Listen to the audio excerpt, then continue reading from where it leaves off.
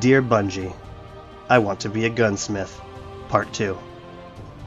In the first Gunsmith video, I outlined a mechanic I want to see in Destiny that would allow you to scavenge parts from weapons you acquire that you could then attach to the weapon of your choice.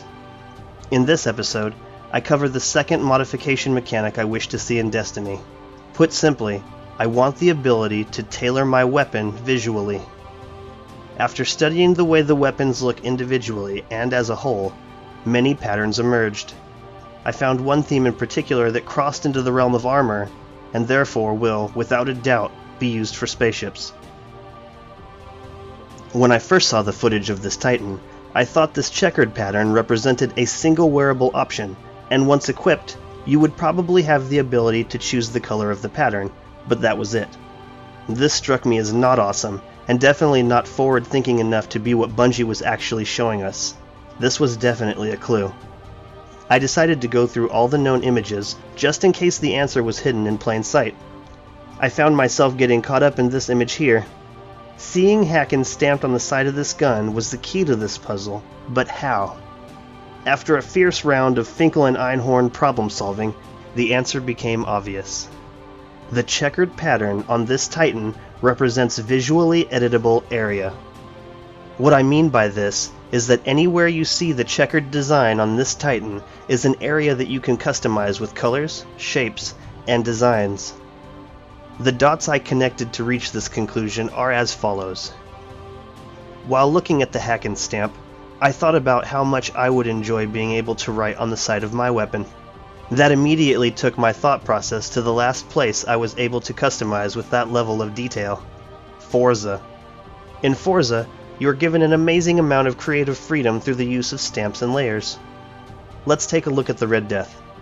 This weapon features some blood splatterings and these 9 skull and crossbones. For this example, I'm going to show how this mechanic could work in Destiny by very simply recreating these designs on this DeLorean. I start by selecting paint, and then apply decals. I scroll through until I find the one I want to use, and then select the color I want that stamp to be. I then am able to move it, resize it, and spin it before placing it where I want it. I then do the same for the skull and crossbones, except that Forza does not have a decal for that, so I will use this round symbol instead. I then use the stamp button to make 9 of these appear on the side, and here you have a very simple example of how I think this system is going to work. With these variables in place, it is easy to see how this same mechanic could apply to vehicles and spaceships. Imagine what the community could create given these tools and enough time. The possibilities are endless. Back to the Red Death, art lead Tom Doyle is quoted as saying, "The new owner had it repainted and modded. The optics were even hacked with new graphics.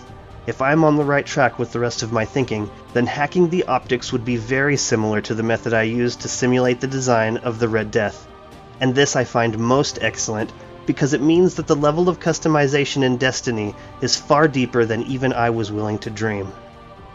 That's it for Episode 3. I look forward to comments placed both here and at Bungie.net, and will be replying to all of them shortly. I appreciate every single like and subscription, so please click like if you liked this, and subscribe if you are interested in hearing more theories and speculation about Bungie's upcoming homewrecker, Destiny. Thank you, and I will see you next time on Dear Bungie.